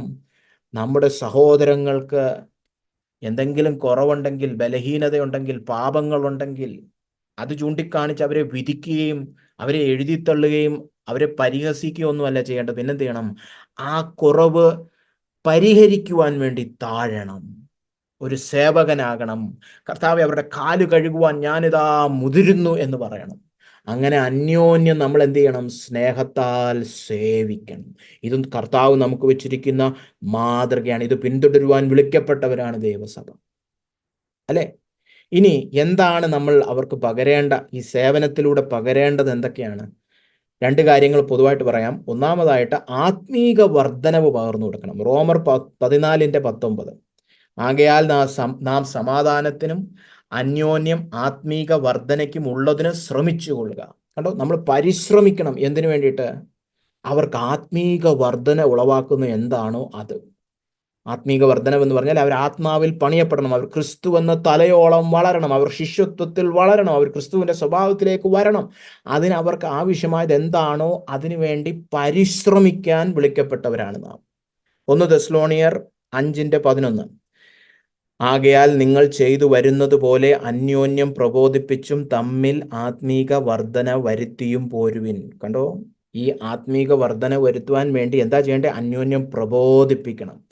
കഴിഞ്ഞ ആഴ്ച നമ്മൾ കണ്ടതുപോലെ വചനത്തിൽ നിന്ന് നമുക്ക് ലഭിക്കുന്ന നന്മകൾ, സത്യങ്ങൾ, ദൂതുകൾ അവർക്കും പകർന്നു കൊടുക്കണം. അവരെയും ആശ്വസിപ്പിക്കണം, അവരെയും നമ്മൾ പ്രബോധിപ്പിക്കണം, അവരെയും അനുസരണത്തിലേക്ക് വിളിക്കണം, അവരെ നമ്മൾ ധൈര്യപ്പെടുത്തണം, അവരെ അനുസരണത്തിനായിട്ട് പ്രചോദിപ്പിക്കണം. അപ്പോൾ വചനത്തിൽ നിന്ന് കേൾക്കുന്ന ഒന്നും നമ്മൾ ആരോടും പങ്കുവെക്കാതിരിക്കുകയാണ് എന്തോ പറ്റും? നമുക്ക് അവരോട് സ്നേഹമില്ല, അവരെ സഹായിക്കുവാൻ, ബുദ്ധിമുട്ട് അനുഭവിക്കുവാൻ, മെനക്കെടാൻ മനസ്സില്ല. അപ്പോൾ നമുക്ക് കാല് കഴുകാൻ മനസ്സില്ല. മെനക്കെടണം, ബുദ്ധിമുട്ട് അനുഭവിക്കണം, വില കൊടുക്കണം. അവരുടെ ആ കുറവ് നികത്തുവാൻ ഞാൻ കർത്താവെ വില കൊടുക്കാം, എനിക്കറിയാവുന്നത് അവർക്ക് പകർന്നു കൊടുക്കാം. അവർക്ക് ആത്മീക വർധനവുണ്ടാവണം, അവർ ആത്മീയതയിൽ വളരണം, അവർ ക്രിസ്തുവിൽ വളരണം. ആ വളർച്ചയ്ക്ക് വേണ്ടി എന്ത് വില കൊടുക്കുവാനും എന്ത് പ്രബോധനം പകരുവാനും എന്നെ കൊണ്ടാവുന്നത് പോലെ ചെയ്യുവാൻ എനിക്ക് മനസ്സുണ്ടെന്ന് പറഞ്ഞ് അവരെ സേവിക്കണം, അല്ലേ? ഇനി ആത്മീക കാര്യം മാത്രമാണോ? അല്ല. 1 തെസ്സലോനിക്കർ 5:15 വായിച്ചാൽ അറിയാം, ആരും തിന്മയ്ക്ക് പകരം തിന്മ ചെയ്യാതിരിപ്പാൻ നോക്കുവിൻ, തമ്മിലും എല്ലാവരോടും എപ്പോഴും നന്മ ചെയ്തുകൊണ്ടിരിപ്പിൻ. അപ്പോൾ ആത്മീക വർധനവ് മാത്രമല്ല, ഏതൊക്കെ രീതിയിൽ നമുക്ക് അവർക്ക് നന്മ ചെയ്യാൻ പറ്റുമോ അതെല്ലാം എപ്പോഴും എല്ലാവരോടും തമ്മിൽ ചെയ്യുവാൻ വിളിക്കപ്പെട്ടവരാണ് ദൈവജനം. അപ്പം നമ്മുടെ കൂട്ടായ്മയിൽ നമ്മൾ അവരെ സേവിക്കണം. അവർക്ക് നന്മയുണ്ടാകുവാൻ, അവരുടെ അഴുക്കും കുറവുകളും അവരുടെ ജീവിതത്തിൽ നിന്ന് പരിഹരിക്കപ്പെടുവാൻ എന്ത് ബുദ്ധിമുട്ടും മെനക്കേടും സഹിച്ച്, അത് ആത്മീക വർധനവാകട്ടെ നന്മയാകട്ടെ, അതിനുവേണ്ടി പരിശ്രമിക്കണം. അങ്ങനെ സ്നേഹത്താൽ അന്യോന്യം സേവിക്കുവാൻ വിളിക്കപ്പെട്ടവരാണ് ദൈവജനം. മൂന്നാമത്തെ മുഖ്യ കർത്തവ്യത്തിലേക്ക് കടക്കാം, കരുതുക. 1 കൊരിന്ത്യർ 12:25. ശരീരത്തിൽ ഭിന്നത വരാതെ അവയവങ്ങൾ അന്യോന്യം ഒരുപോലെ കരുതേണ്ടതിനായി ദൈവം കുറവുള്ളതിന് അധികം മാനം കൊടുത്തുകൊണ്ട് ശരീരത്തെ കൂട്ടിച്ചേർത്തിരിക്കുന്നു, അല്ലെ? ആ മനുഷ്യന്റെ ശരീരവുമായിട്ട് ഉപമിച്ച് ദൈവസഭയെക്കുറിച്ച് അപ്പോസ്തലനായ പൗലോസ് പഠിപ്പിക്കാൻ പറയുകയാണ്, ഇവിടെ വലിപ്പ ചെറുപ്പം ഇല്ലാതെ, അല്ലെ, എല്ലാ അവയവങ്ങളെയും ഒരുപോലെ നമ്മൾ കരുതണം. നമ്മുടെ ശരീരത്തിലും അങ്ങനെ തന്നെയാണ്. എൻ്റെ ശരീരത്തിൽ എപ്പോഴും പുറത്ത് മനുഷ്യർ കാണുന്ന ഭാഗങ്ങളുണ്ട്, ഒരിക്കലും മനുഷ്യർ കാണാത്ത ഭാഗങ്ങളുണ്ട്. പക്ഷെ എല്ലാത്തിനും നമ്മൾ ഒരുപോലെ കരുതുവാൻ വേണ്ടി വിളിക്കപ്പെട്ടതാണ്. അത് തന്നെയാണ് സഭയിലും. എല്ലാവരും സ്റ്റേജിൽ നിൽക്കത്തില്ലായിരിക്കും, എല്ലാവരെയും പുറത്തുള്ളവർ അറിയണമെന്നില്ലായിരിക്കും. പക്ഷെ എല്ലാ അവയവങ്ങളെയും ഒരുപോലെ ശരീരം കരുതണം. അവിടെ ഭിന്നത വരാൻ പാടില്ല, അല്ലേ? അങ്ങനെ നമ്മൾ മാനം കൊടുക്കണം, അല്ലേ? അപ്പം നമ്മൾ അവരെ കരുതണം. എന്തൊക്കെയാ കരുതുക എന്ന് പറയുമ്പോൾ? റോമർ 12:10. സഹോദര പ്രീതിയിൽ, സഹോദര സ്നേഹത്തിൽ തമ്മിൽ സ്ഥായി പൂണ്ട് സ്ഥിരത പ്രാപിച്ച് ബഹുമാനിക്കുന്നതിൽ അന്യോന്യം മുന്നിട്ടുകൊള്ളുവിൻ. കേട്ടോ. നമുക്ക് അന്യോന്യം സഹോദര സ്നേഹത്തിന്റെ ഒരു സ്ഥിരത വന്നിട്ട്, പലപ്പോഴും ഇതുപോലെ ഒരു പ്രസംഗം കേൾക്കുമ്പോഴല്ല സഹോദര സ്നേഹം വരേണ്ടത്, എപ്പോഴും സ്ഥിരമായിട്ട് പതിവായിട്ട് നേരത്തെ പറഞ്ഞതുപോലെ ആ ഒരു ഉറ്റിരിക്കുന്ന സ്വഭാവം കടന്നു വന്നിട്ട് സ്ഥായി പൂണ്ട് സ്ഥിരതയോടൊക്കെ വന്നിട്ട് എന്ത് ചെയ്യണം? അന്യോന്യം ബഹുമാനിക്കുന്നതിൽ മുന്നിട്ട് കൊള്ളണം, അല്ലേ?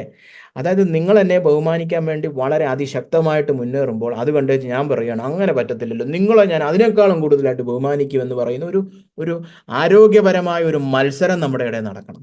നിങ്ങൾ ഇത്ര എന്നെ ബഹുമാനിക്കുകയാണ്, ഞാൻ അതിനേക്കാളും 10 ഇരട്ടി നിങ്ങളെ ഞാൻ ബഹുമാനിക്കും. അല്ലേ? അങ്ങനെ സ്നേഹം വളരണമെന്ന്. അന്യോന്യം ബഹുമാനിക്കാൻ വളരെ വ്യഗ്രതയുള്ളൊരു ജനം. കണ്ടോ, ബഹുമാനം നേടുവാനല്ല, ബഹുമാനം കൊടുക്കുവാൻ. ഇന്ന് നമ്മുടെ സഭയിലെ പ്രശ്നം മത്സരമുണ്ട്. എന്തിന്?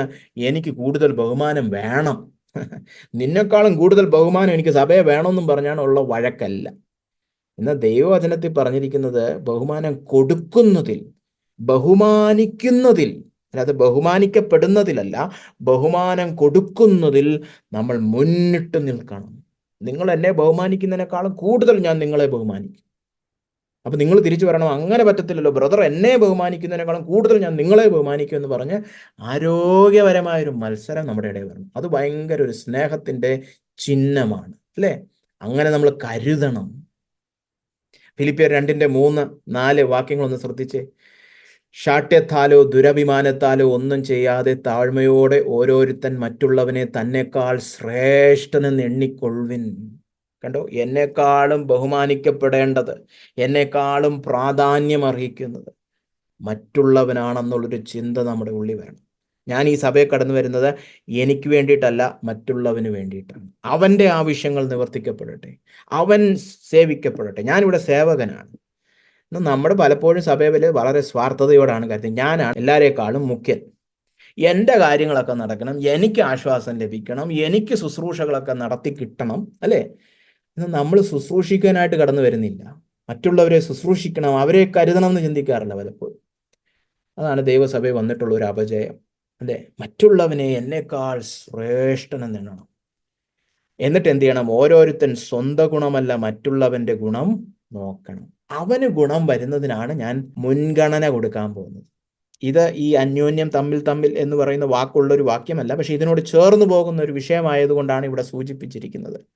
കണ്ടോ, മറ്റുള്ളവൻ ശ്രേഷ്ഠൻ, അവനാണ് എന്നെക്കാളും ബഹുമാനിക്കപ്പെടേണ്ടത് എന്നുള്ളൊരു ചിന്തയോടെ അന്യോന്യം നമ്മൾ അവരുടെ ഗുണം അന്വേഷിച്ച് കരുതണം. എഫീഷ്യർ 4:32 നിങ്ങൾ തമ്മിൽ ദയയും മനസ്സലിവുമുള്ളവരായി. കണ്ടോ, അന്യോന്യം നമുക്ക് ദയ കടന്നു വരണം, അവരോട് മനസ്സലിവ് കടന്നു വരണം, അവരെ കരുതണം. അയ്യോ അവർക്ക് ഇങ്ങനെ വന്നല്ലോ, അവർക്ക് ഈ സഹായം വേണമല്ലോ, അങ്ങനെ അവരെ കരുതുന്ന ഒരു കൂട്ടം. അന്യോന്യം നമ്മൾ ഇങ്ങനെ സ്നേഹിച്ചിരുന്ന എന്തോ മാധുര്യപൂർണമായിരിക്കും നമ്മുടെ സഭകൾ, അല്ലേ? 1 തെസ്സലോനിക്കർ 4:18 ഈ വചനങ്ങളെ കൊണ്ട് അന്യോന്യം ആശ്വസിപ്പിച്ചു കൊള്ളും. അപ്പൊ കരുതുന്ന വിധങ്ങൾ കണ്ടോ, മറ്റുള്ളവനെ എന്നെക്കാളും ശ്രേഷ്ഠനെന്നെണ്ണി അവനെ ബഹുമാനിക്കണം, അവനോട് ദയയും മനസ്സലിവും വേണം, ഹൃദയം അലിയണം അവനെ ഓർക്കുമ്പോൾ, അവനോട് ആശ്വാസം പകർന്നു, വചനത്തിൽ നിന്ന് പ്രാപിക്കുന്നതെല്ലാം അവർക്ക് ആശ്വാസം പകർന്നു കൊടുക്കാനായിട്ട് ഉപയോഗിക്കും. ഇങ്ങനെ അന്യോന്യം കരുതണം, അല്ലേ? എന്തു നല്ലൊരു ചിത്രമാണ് ദൈവസഭയുടെ, അല്ലേ? 4-മതായിട്ട് താങ്ങുക എന്ന് പറഞ്ഞാൽ പിന്താങ്ങുക എന്നുള്ള അർത്ഥത്തിലാണ്. ഗലാത്യർ 6:2 തമ്മിൽ തമ്മിൽ ഭാരങ്ങളെ ചുമപ്പിൻ, അല്ലെ? നമ്മുടെ ഭാരങ്ങൾ, എൻ്റെ ഭാരം നിങ്ങൾ ചുമക്കുന്നു, നിങ്ങളുടെ ഭാരം ഞാനും ചുമക്കുകയാണെങ്കിൽ നമുക്ക് ആശ്വാസമായി, അല്ലെ? അങ്ങനെ തമ്മിൽ തമ്മിൽ ഭാരങ്ങളെ ചുമക്കണം. ഇന്ന് പലപ്പോഴും ദൈവസഭയില് ദൈവജനം വന്നിരിക്കുന്നത് സിനിമാ കൊട്ടകയിൽ ഒരു കൂട്ടം ആളുകൾ വന്നിരിക്കുന്ന പോലെ, ഇടത്തിരിക്കുന്നവനെ എനിക്കറിഞ്ഞൂടാ, വലത്തിരിക്കുന്നവനെ എനിക്കറിഞ്ഞൂടാ, എല്ലാവരും ഒരുപോലെ ഒരു കാഴ്ച കണ്ടേച്ച് ഇറങ്ങിപ്പോകുന്നു. അങ്ങനെ ഒരു കാഴ്ച കാണാൻ വന്ന വെറും കാണികളല്ല നമ്മൾ ഒരു ശരീരമാണ്, അല്ലേ? ഒരു ശരീരമായതുകൊണ്ട് തന്നെ നിങ്ങളുടെ ഭാരം എൻ്റെയും ഭാരമാണ്, എൻ്റെ ഭാരം നിങ്ങളുടെയും ഭാരമാണ്. അതുകൊണ്ട് നമ്മൾ എന്ത് ചെയ്യും? തമ്മിൽ തമ്മിൽ ഭാരങ്ങളെ ചുമക്കും. നമ്മളൊരു കുടുംബമാണ്, ഒരു ശരീരമാണ്, നമ്മൾ ഒന്നാണ്. നിങ്ങൾക്ക് വേദനിക്കുമ്പോൾ എനിക്കും വേദനിക്കും, നിങ്ങൾക്ക് ഭാരം അനുഭവിക്കുമ്പോൾ എനിക്കും ഭാരം തോന്നും. അങ്ങനെ നമ്മൾ തമ്മിൽ തമ്മിൽ താങ്ങണം. അങ്ങനെ ക്രിസ്തുവിന്റെ ന്യായപ്രമാണം, അവന്റെ കൽപ്പന നിവർത്തിപ്പിൻ, തമ്മിൽ തമ്മിൽ നിങ്ങൾ സ്നേഹിക്കണം എന്നാണ് ക്രിസ്തുവിന്റെ ന്യായപ്രമാണം. അങ്ങനെ സ്നേഹിക്കുവാൻ വിളിക്കപ്പെട്ടവരാണ്. ഭാരം ചുമക്കണം, താങ്ങണം, അല്ലേ? എഫീഷ്യർ 4:2 പൂർണ്ണ വിനയത്തോടും സൗമ്യതയോടും ദീർഘക്ഷമയോടും കൂടെ നടക്കുകയും സ്നേഹത്തിൽ അന്യോന്യം പൊറുക്കുകയും ആത്മാവിൻ്റെ ഐക്യത സമാധാന ബന്ധത്തിൽ കാപ്പാൻ ശ്രമിക്കുകയും ചെയ്യുവിൻ. അന്യോന്യം പൊറുക്കണം. പൊറുക്കുക എന്ന് പറഞ്ഞാൽ എന്താ? സഹിക്കണം. അവരെ താങ്ങുന്ന നിമിത്തം നമുക്ക് ചിലപ്പോൾ ബുദ്ധിമുട്ടുകളൊക്കെ വരുമായിരിക്കും. അതൊക്കെ സഹിക്കുവാൻ വേണ്ടി വിളിക്കപ്പെട്ടവരാണ് നാം. കൊലോസ്യർ 3:13 അന്യോന്യം പൊറുക്കുകയും ഒരുവനോട് ഒരുവൻ വഴക്കുണ്ടായാൽ തമ്മിൽ ക്ഷമിക്കുകയും ചെയ്യുവീൻ. കർത്താവ് നിങ്ങളോട് ക്ഷമിച്ചതുപോലെ നിങ്ങളും ചെയ്യുവീൻ. എത്ര മനോഹരമായൊരു ചിത്രമല്ലേ? ഇങ്ങനൊരു ദൈവസഭ നമ്മൾ കാണാറുണ്ടോ? അന്യോന്യം ക്ഷമിക്കുന്നു, വഴക്കിടുന്നില്ല, പൊറുക്കുന്നു. അതൊക്കെ പോട്ടെ പോട്ടെ എന്ന് പറഞ്ഞ് അങ്ങ് കളയുന്നു. എന്നിട്ട് അന്യോന്യം താങ്ങുകയാണ് നമ്മൾ. എത്ര കരുതലുള്ള, സ്നേഹമുള്ള, താങ്ങുന്ന ഒരു ദൈവസഭ. യാക്കോബ് 5:16 നിങ്ങൾക്ക് രോഗശാന്തി വരേണ്ടതിന് തമ്മിൽ പാപങ്ങളെ ഏറ്റുപറഞ്ഞ് ഒരുവന് വേണ്ടി ഒരുവൻ പ്രാർത്ഥിപ്പിൻ. അപ്പോൾ പാപങ്ങളൊക്കെ ചെയ്യുകയാണെങ്കിൽ അന്യോന്യം ഏറ്റുപറയണം, അന്യോന്യം ക്ഷമിക്കണം, അന്യോന്യം പൊറുക്കണം, അല്ലേ? അങ്ങനെ അന്യോന്യം നമ്മുടെ ഭാരങ്ങളെല്ലാം നമ്മൾ ചുമന്ന് താങ്ങുന്ന ഒരു കൂട്ടം, അതാണ് ദൈവസഭ. ഇനി നമ്മുടെ കൂട്ടായ്മയിൽ എന്താണ് ചെയ്യേണ്ടതെന്നുള്ളതിൽ 5ാമത്തെ കർത്തവ്യം കീഴടങ്ങുക. 2 വാക്യങ്ങൾ നമുക്ക് നോക്കാം. എഫീഷ്യർ 5:21 ക്രിസ്തുവിൻ്റെ ഭയത്തിൽ അന്യോന്യം കീഴ്പ്പെട്ടിരിപ്പിൻ. ഈ എഫീഷ്യർ 5 പിന്നീട് ഭാര്യമാർ ഭർത്താക്കന്മാർക്ക് കീഴടങ്ങുവിൻ എന്നൊക്കെ പറഞ്ഞു പോകുന്നത്. അത് ശരിയാണ്. ചില പ്രത്യേക ബന്ധങ്ങളിൽ ചില വ്യക്തികൾ മറ്റു വ്യക്തികളോട് കീഴടങ്ങണം. 1 പത്രോസ് 5:5 നോക്കിക്കേ, അവണ്ണം ഇളയവരെ മൂപ്പന്മാർക്ക് കീഴടങ്ങുവിൻ. അപ്പോൾ ഭാര്യ ഭർത്താവിന് കീഴടങ്ങണം, ഇളയവർ ദൈവസഭയിലെ മൂപ്പന്മാർ ദൈവദാസന്മാർക്ക് കീഴടങ്ങണം. എന്നാൽ പൊതുവെ വേറൊരു കൽപ്പനയും കൂടെ പറയുന്നുണ്ട്, ക്രിസ്തുവിൻ്റെ ഭയത്തിൽ അന്യോന്യം കീഴ്പ്പെട്ടിരിക്കണം. എല്ലാ വിശ്വാസികളും മറ്റെല്ലാ വിശ്വാസികളോടും ഒരു കീഴ്പ്പെടൽ കാഴ്ചവെക്കേണ്ടതാണ്. ഈ 1 പത്രോസ് 5:5 തന്നെ ഇളയവരെ മൂപ്പന്മാർക്ക് കീഴടങ്ങുമെന്ന് പറഞ്ഞ ഉടനെ പത്രോസ് എന്താ പറയുന്നത്? എല്ലാവരും തമ്മിൽ തമ്മിൽ കീഴടങ്ങി താഴ്മ ധരിച്ചുകൊള്ളുവിൻ. അപ്പോൾ ശരിയാണ്, ഭർത്താവിനോട് ഭാര്യ കീഴ്പ്പെടണം, മൂപ്പന്മാരോട് ഇളയവർ കീഴ്പ്പെടണം. പക്ഷേ ദൈവസഭയിൽ എല്ലാവരും ഒന്നായതുകൊണ്ട് എല്ലാവരും തമ്മിലും ഒന്ന് കീഴ്പ്പെടണം, അല്ലേ? ഇപ്പം ഞാൻ ഉപദേഷ്ടാവാണ്, ഞാൻ പാസ്റ്ററാണ്, ഞാൻ പ്രസംഗകനാണെന്ന് ഉള്ളത് കൊണ്ട് ഞാൻ ആർക്കും കീഴ്പ്പെടത്തില്ല എന്ന് പറയാൻ പറ്റത്തില്ല. ദൈവജനത്തിലൂടെയും ദൈവം എന്നോട് സംസാരിക്കും. അപ്പോൾ ശരിയാണ്, അധികാരം ചിലപ്പോൾ ദൈവം എനിക്ക് തന്നിട്ടുണ്ടായിരിക്കും. ഞാനൊരു പാസ്റ്ററാണെങ്കിൽ എനിക്ക് ചില തീരുമാനങ്ങളൊക്കെ എടുക്കുവാൻ അധികാരം ദൈവം തന്നിട്ടുണ്ട്. അധികാരം ഉണ്ടെന്ന് പറഞ്ഞ് കീഴടങ്ങേണ്ട ആവശ്യമില്ല, എനിക്ക് താഴ്മ ധരിക്കേണ്ട ആവശ്യമില്ല എന്നില്ല. ദൈവസഭയെ നയിക്കുന്ന ദൈവദാസനും ദൈവസഭയോട് കീഴ്പ്പെടണം, ദൈവസഭ മൂപ്പന്മാരോട് കീഴടങ്ങണം, തമ്മിൽ നമ്മൾ കീഴടങ്ങി. കാരണം ക്രിസ്തുവിൽ നമ്മളെല്ലാം ഒന്നാണ്. അധികാരം ചിലപ്പോൾ കാണും, ഒരു പ്രത്യേക വിഷയത്തിൽ, ഒരു പ്രത്യേക മണ്ഡലത്തിൽ ചിലപ്പോൾ ഒരാൾക്ക് ഒരു അധികാരം കാണും. പക്ഷേ ദൈവസഭയെന്ന് പറയുമ്പോൾ എല്ലാവരും ഒന്നാണ്. അവിടെ മൂപ്പനുമില്ല, ഭർത്താവുമില്ല, ഭാര്യയില്ല, ഒന്നുമില്ല, എല്ലാവരും സഹോദരങ്ങളാണ്. ആ ഒരർത്ഥത്തിൽ വിശ്വാസ സമൂഹത്തോട് നമ്മൾ കീഴടങ്ങും, അല്ലെ? അന്യോന്യം നമ്മൾ കീഴടങ്ങുന്നത്. ആര് പറഞ്ഞാലും കേൾക്കാനുള്ള ഒരു മനോഭാവം. ആർക്കും എന്നെ തിരുത്താം. ഞാൻ ചിലപ്പോൾ പ്രസംഗകനായിരിക്കും, വലിയ ഉപദേഷ്ടാവായിരിക്കും, വലിയ മൂപ്പനായിരിക്കും, സീനിയർ പാസ്റ്ററായിരിക്കും. പക്ഷേ എൻ്റെ സഭയിലെ ഒരു കൊച്ചു കുഞ്ഞിന് പോലും എന്നോട് വന്ന് എന്നെ വചനപ്രകാരം തിരുത്തുവാൻ സാധ്യമാണ്. അതിനുള്ള വകുപ്പുണ്ട്, അതിനുള്ള സ്വാതന്ത്ര്യമുണ്ട്. ആ രീതിയിൽ താഴ്മ ധരിച്ച് കീഴ്പ്പെടേണ്ടവനാണ് ഞാൻ. അങ്ങനെ അന്യോന്യം നമ്മളെല്ലാവരും കീഴടങ്ങുന്നവരായിരിക്കണം. ആരും നിഗളികളാകരുത്. ദൈവം നിഗളികളോട് എതിർത്തു നിൽക്കുന്നു, താഴ്മയുള്ളവർക്കോ കൃപ നൽകുന്നു. അപ്പോൾ ദൈവവുമായുള്ള ബന്ധം നിമിത്തം നമുക്ക് അന്യോന്യമുള്ള സംസർഗത്തിൽ, കൂട്ടായ്മയിൽ നമ്മൾ ചെയ്യേണ്ടത് എന്താണെന്ന് ചോദിച്ചു കഴിഞ്ഞാൽ 5 മുഖ്യ കർത്തവ്യങ്ങളായിട്ട് നമ്മൾ അതിനെ തരംതിരിച്ചു. നമ്മൾ അന്യോന്യം എന്താ ചെയ്യേണ്ടത്? സ്നേഹിക്കുക, സേവിക്കുക, കരുതുക, താങ്ങുക, കീഴടങ്ങുക. ശരി, ഇനി അവസാനമായിട്ട് നമ്മൾ നമ്മുടെ കൂട്ടായ്മയിൽ അന്യോന്യം എന്താണ് ചെയ്യാൻ പാടില്ലാത്തത്? 7 കാര്യങ്ങളാണ്. വളരെ വേഗത്തിൽ നോക്കി നമുക്ക് ഈ വചന ധ്യാനം അവസാനിപ്പിക്കാം. ഒന്നാമതായിട്ട് യോഹന്നാൻ 5:44 നമ്മൾ പഠിക്കുകയാണ്, പരസ്പരം ബഹുമാനം അന്വേഷിക്കരുത്. യോഹന്നാൻ 5:44 കർത്താവ് യേശുക്രിസ്തു അന്നത്തെ ജനത്തോട് പറഞ്ഞതൊന്ന് ശ്രദ്ധിച്ചേ. തമ്മിൽ ബഹുമാനം വാങ്ങിക്കൊണ്ട് ഏകദൈവത്തിൻ്റെ പക്കൽ നിന്നുള്ള ബഹുമാനം അന്വേഷിക്കാത്ത നിങ്ങൾക്ക് എങ്ങനെ വിശ്വസിപ്പാൻ കഴിയും? കർത്താവിൽ വിശ്വസിക്കാത്ത, അവനെ തള്ളിക്കളഞ്ഞ യഹൂദന്മാരോട് കർത്താവ് അന്ന് പറഞ്ഞൊരു കാര്യമാണ്, നിങ്ങൾക്ക് ദൈവത്തിൻ്റെ പക്കൽ നിന്ന് വരുന്ന ബഹുമാനം വേണ്ട, മനുഷ്യരിൽ നിന്ന് ലഭിക്കുന്ന ബഹുമാനം മതി. മനുഷ്യനെ പ്രസാദിച്ചുകൊണ്ട് നടക്കുകയാണ്, ദൈവത്തെ പ്രസാദിപ്പിക്കുന്നില്ല. അങ്ങനെയുള്ള നിങ്ങൾക്ക് എന്നിൽ വിശ്വസിക്കാൻ കഴിയുകയില്ല. കാരണം ദൈവത്തിൽ വിശ്വസിക്കുക എന്ന് പറഞ്ഞാൽ പിന്നെ അവനെ മാത്രമേ പ്രസാദിപ്പിച്ചുകൊണ്ട് നടക്കാൻ പറ്റത്തുള്ളൂ. അല്ല, ദൈവത്തെയും പ്രസാദിപ്പിക്കണം, ദൈവത്തിലും വിശ്വാസമുണ്ട്, അതിൻ്റെ കൂട്ടത്തിൽ ലോകത്തെയും മനുഷ്യരെയും കൂടെ എനിക്ക് പ്രസാദിപ്പിക്കണം എന്ന് പറഞ്ഞാൽ അത് നടക്കത്തില്ല. ദൈവവും വേണം ലോകവും വേണമെന്ന് പറഞ്ഞാൽ നടക്കത്തില്ല. ദൈവപ്രീതിയും വേണം മനുഷ്യപ്രീതിയും വേണം എന്ന് പറഞ്ഞാൽ അത് നടക്കത്തില്ല. അപ്പോൾ നമ്മൾ ബഹുമാനം മറ്റു മനുഷ്യരിൽ നിന്ന് നമ്മൾ അന്വേഷിക്കരുത്. ദൈവത്തിൽ നിന്ന് മാത്രമേ നമ്മുടെ മാനം അന്വേഷിക്കാൻ പാടുള്ളൂ. നമ്മൾ നേരത്തെ കണ്ടത് നിങ്ങൾ ഓർക്കുന്നുണ്ടല്ലോ. നമ്മൾ റോമർ 12:10 കണ്ടൊരു കാര്യമാണ്, സഹോദര പ്രീതിയിൽ സ്ഥായി പൂണ്ട് ബഹുമാനിക്കുന്നതിന് അന്യോന്യം മുന്നിട്ടുകൊള്ളുവിൻ. ബഹുമാനം കൊടുക്കുന്നതിൽ വളരെ വ്യഗ്രതയുള്ള മത്സരമുള്ള ഒരു കൂട്ടമായിരിക്കണം ദൈവസഭ. എന്ന ബഹുമാനം വാങ്ങിക്കുന്നതിൽ, ബഹുമാനം അന്വേഷിക്കുന്നതിൽ ഒരു താല്പര്യമില്ല. എനിക്ക് ബഹുമാനം ദൈവത്തിൽ നിന്ന് മതി, എനിക്ക് മാനം ദൈവത്തിൽ നിന്ന് മതി. പക്ഷേ എൻ്റെ സഹോദരനെ, എൻ്റെ സഹോദരിയെ ബഹുമാനിക്കാൻ ഞാൻ എരിവോടെ മുന്നിട്ടിറങ്ങും. കണ്ടോ, എന്ത് നല്ല ഭംഗിയുള്ളൊരു സഭയായിരിക്കും. മറ്റുള്ളവർക്ക് ബഹുമാനം കൊടുക്കാൻ വളരെ വ്യഗ്രത. എല്ലാവരും എന്നെ ബഹുമാനിക്കണമെന്ന് ഒട്ടുമേ ആവശ്യപ്പെടുന്നില്ല. എനിക്ക് ബഹുമാനം ദൈവത്തിൽ നിന്ന് മതി, ദൈവം എന്നെ മാനിക്കണം. ഇവിടെയുള്ള ആരും എന്നെ മാനിക്കണ്ട, ആരും ഒരു നല്ല വാക്കും പറയണ്ട. പക്ഷെ ഇവരെല്ലാം ഞാൻ ബഹുമാനിക്കും, എന്നെക്കാളും ശ്രേഷ്ഠരായിട്ട് ഇവരെല്ലാം ഉണ്ട്. ബഹുമാനം കൊടുക്കുന്നതിലും വളരെ വ്യഗ്രതയും ബഹുമാനം അന്വേഷിക്കുന്നതിൽ ഒരു താല്പര്യവുമില്ല.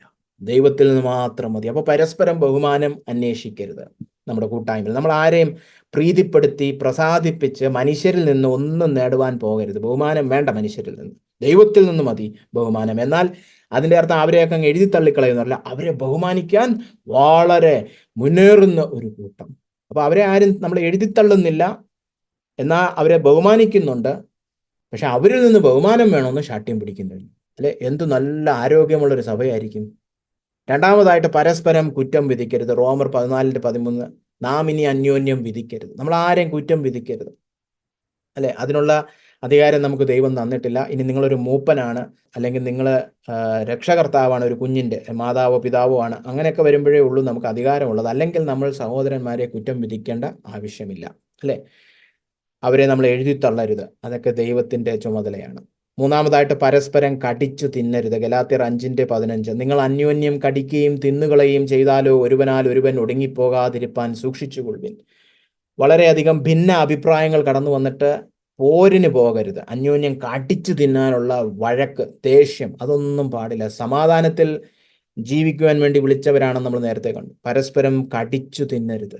അല്ലേ, അത്രയ്ക്ക് ദേഷ്യം മൂർത്ത് ചേരിപ്പോര് നടത്തരുത്. ഇന്ന് പല സഭകളിലും ഇതൊക്കെ തന്നെ സംഭവിച്ചിരുന്നു. പക്ഷെ അത് പാടില്ലെന്നാണ് വചനത്തിൽ പറയുന്നത്. പരസ്പരം പ്രകോപിക്കുകയോ അസൂയപ്പെടുകയോ അരുത്. ഗലാത്യർ 5:26 നാം അന്യോന്യന് പോരിന് വിളിച്ചും അന്യോന്യം അസൂയപ്പെട്ടും കൊണ്ട് വ്യർത്ഥാഭിമാനികൾ ആകരുത്. നേരത്തെ പറഞ്ഞതുപോലെ മനുഷ്യരിൽ നിന്ന് ബഹുമാനം നമ്മൾ ആഗ്രഹിക്കരുത്. അതാണ് വ്യർത്ഥാഭിമാനികൾ.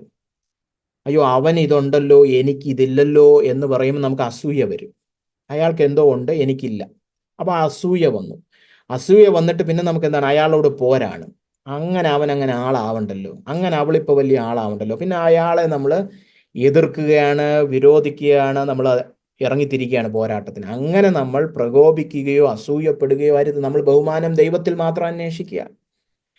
അഞ്ചാമത്തത് പരസ്പരം കള്ളം പറയരുത്. കൊലോശ്യർ 3:9 അന്യോന്യം ഭോഷ്ക് പറയരുത്. നിങ്ങൾ പഴയ മനുഷ്യനെ അവൻ്റെ പ്രവൃത്തികളോടുകൂടെ ഉരിഞ്ഞു കളഞ്ഞു. പഴയ മനുഷ്യൻ പിശാചിൻ്റെ കീഴിൽ കിടന്നതാണ്. പിശാച് നുണയനും നുണയുടെ അപ്പനുമാകുന്നു.